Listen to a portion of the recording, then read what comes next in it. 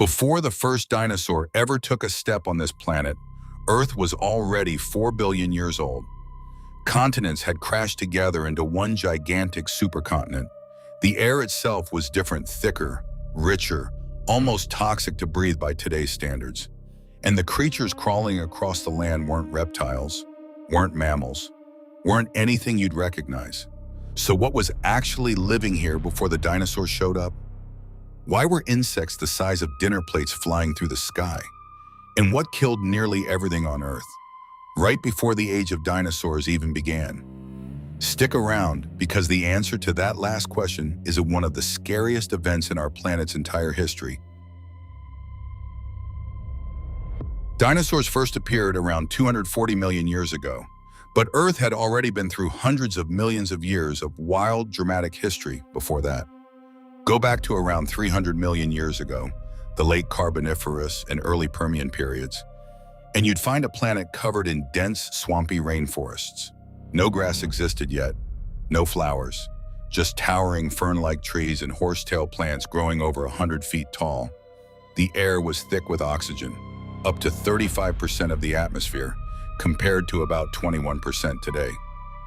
That single fact changed everything about how life on Earth looked. Here's where it gets terrifying.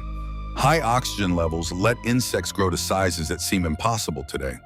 Meganeura, a dragonfly-like insect, had a wingspan of nearly 2.5 feet, roughly the size of a hawk. Arthropleura, a millipede relative, grew over 8 feet long, making it the largest land invertebrate to ever exist. Imagine walking through a forest and having something that size cross your path. Scientists believe insects can't grow this large today because our atmosphere doesn't have enough oxygen to support their simple breathing systems. Back then, more oxygen meant bigger bugs, a lot bigger. But insects weren't the top predators. That title belonged to a group of animals most people have never heard of, the synapsids. Dimetrodon is the most famous example, often mistaken for a dinosaur because of its dramatic sail-like spine. But it wasn't a reptile at all. It was actually more closely related to mammals than to any dinosaur. Later came the gorgonopsids, saber-toothed predators up to 10 feet long, with teeth built for tearing through flesh, millions of years before anything resembling a saber-toothed cat existed.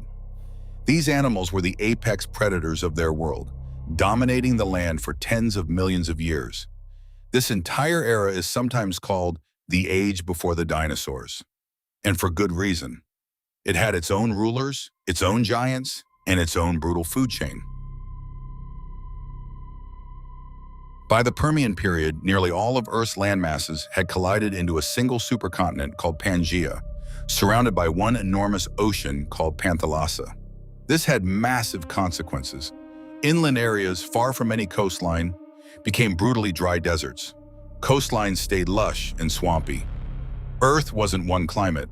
It was extremes sitting right next to each other, from scorching desert basins to dense tropical wetlands, all packed onto one giant landmass.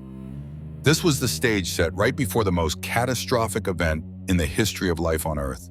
Now here's the question everyone's been waiting for. What happened to this entire world?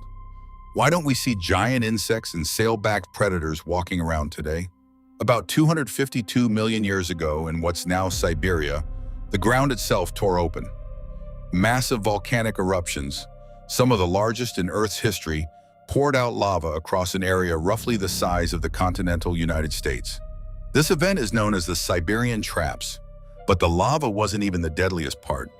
These eruptions pumped an almost unimaginable amount of carbon dioxide and sulfur into the atmosphere. Global temperatures spiked. Oceans became starved of oxygen. Rain turned acidic. Some scientists believe the atmosphere itself became directly toxic to breathe in certain regions. The result was the Permian-Triassic extinction event, nicknamed simply the Great Dying. Around 96% of all marine species vanished.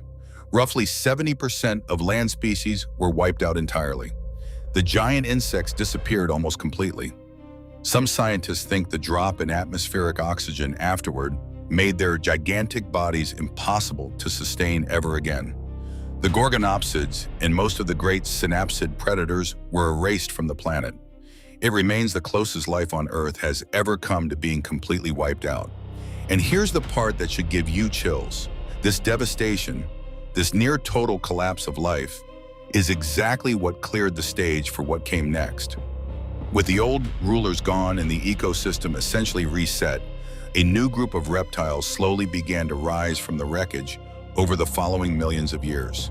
Those reptiles would eventually become the dinosaurs. The Age of Dinosaurs wasn't the beginning of something new. It was built directly on top of the ashes of a world that had already died once. So the next time you picture a T-Rex or a Triceratops, remember, they were never really first. Before them came giant insects, sail-backed hunters, saber-toothed monsters, and a planet that nearly died completely, all to make room for what came after. If you want to see what happened after this, how the first dinosaurs actually clawed their way to the top, let me know in the comments. I'll make that video next.